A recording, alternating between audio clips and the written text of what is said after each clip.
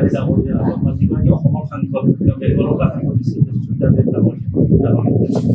তেখেতসকলে দলটো অসমত কি ধৰণে উঠাই লৈ যাবলৈ ধুনীয়াকৈ কাম কৰিছে আৰু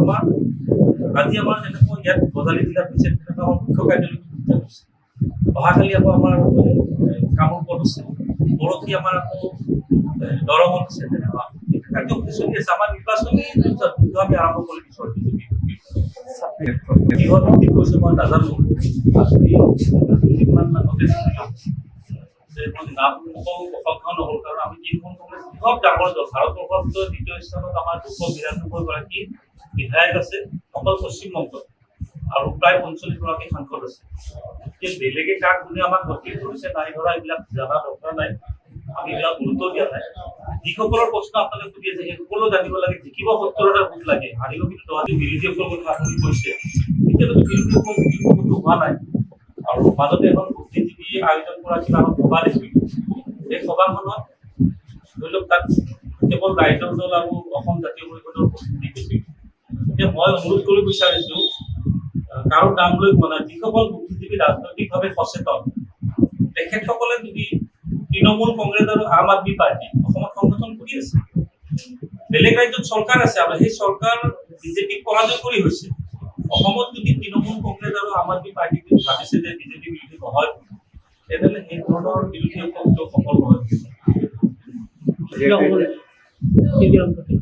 স্যাৰ গিৰ্গাৰ সম্পৰ্কে কিবা কিবা সম্পৰ্কে অকমান কি আছে আমাৰতো দলৰ পৰা প্ৰতিটো জিলাত গীৰ্গাইটো চুৰিৰ বিষয় হৰিয়ানা দিয়া হৈছে নাম ওলাইছে মছলিৰ নাম ওলাইছে যে গীৰ্গাইটো ডাইভাৰ্ট কৰিব কাৰণে বা মাটি বাৰীৰ কথা আহিছে বেলেগ বেলেগ কথা আহিছে উচ্ছেদৰ কথা আহিছে গতিকে যি দলৰ নেতাসকলে গৰু মাংস আৰু মুছলিমক গালি পাৰি হিন্দুবোৰ একগোট কৰে আৰু সেইসকলৰ নেতাই গৰু চুৰ কৰে তাতকৈ ডাঙৰ কথা এইটো প্ৰমাণ পাইছে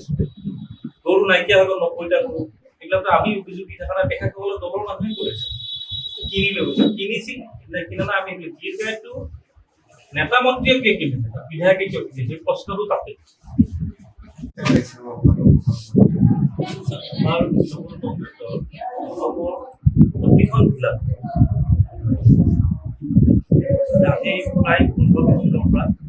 অসমৰ কাৰ্যকৰ্তা সভা চলি আছে দুটা কাৰ্যসূচী চলি আছে আৰু যিহেতু বিজেপি নিৰ্বাচনৰ ওচৰত আমাৰ বিজেপিটো আমাৰ অন্য বেলেগকৈ আকৌ কাৰ্যসূচী থাকিব আৰু আগততো বিধানসভা যিহেতু সেই ওচৰত 5 মাহ পিছত আমাৰ পাৰ্টীবিলাক প্ৰচাৰ আমি কোন সমষ্টিত কোন প্ৰাৰ্থী প্ৰতিযোগিতা কৰিব ৰাইজৰ গ্ৰহণযোগ্যতা আছে মানে সেইবিলাক চালিজাৰি চাই আমাৰ বজালি জিলাত তিনিটা সমষ্টিত